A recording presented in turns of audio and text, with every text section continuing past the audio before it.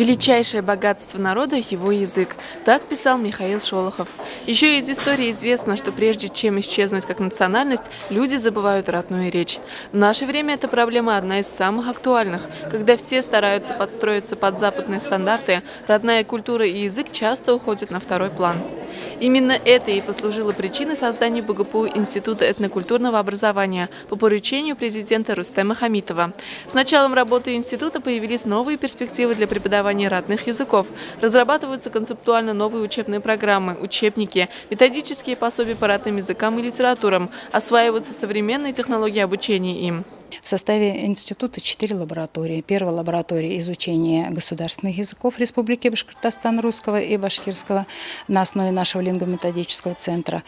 Во-вторых, лаборатория родных языков.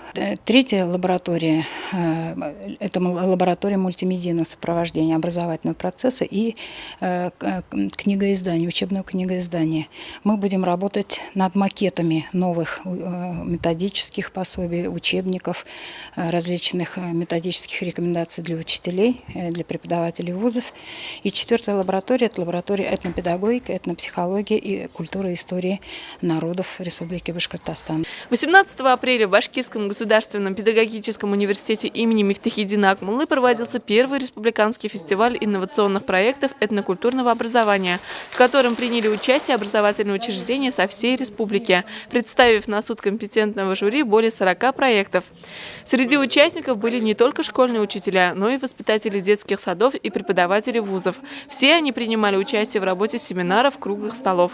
В течение дня в корпусах университета работали разные секции. На факультете башкирской филологии учителя башкирского языка и литературы демонстрировали свои инновационные проекты. А в третьем корпусе своим опытом преподавания делились русские, татарские, чувашские и марийские словесники.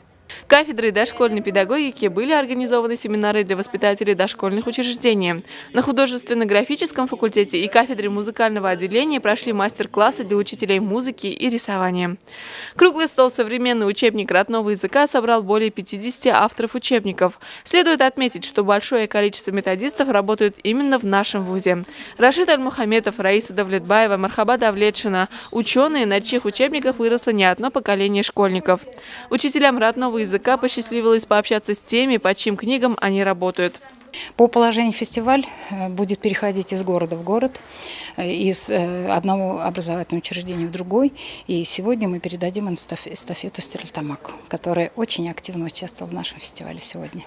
Закрытие фестиваля больше напоминало праздник национальной культуры. Наш вокальный ансамбль «Алтынай», детский фольклорный ансамбль «Сударушка» из Стерлитамакской гимназии, чувашские и татарские вокальные ансамбли «Савни» и «Навруз» из ЦГПА имени Зайнабиишевой украсили мероприятие красочными фольклорными номерами. Лучшие разработчики инновационных проектов были награждены дипломами и грамотами. Однако, как бы ни старались учителя и методисты, воспитать патриота должна именно семья. А школа лишь совершенствует и дополняет знания, переданные родителями.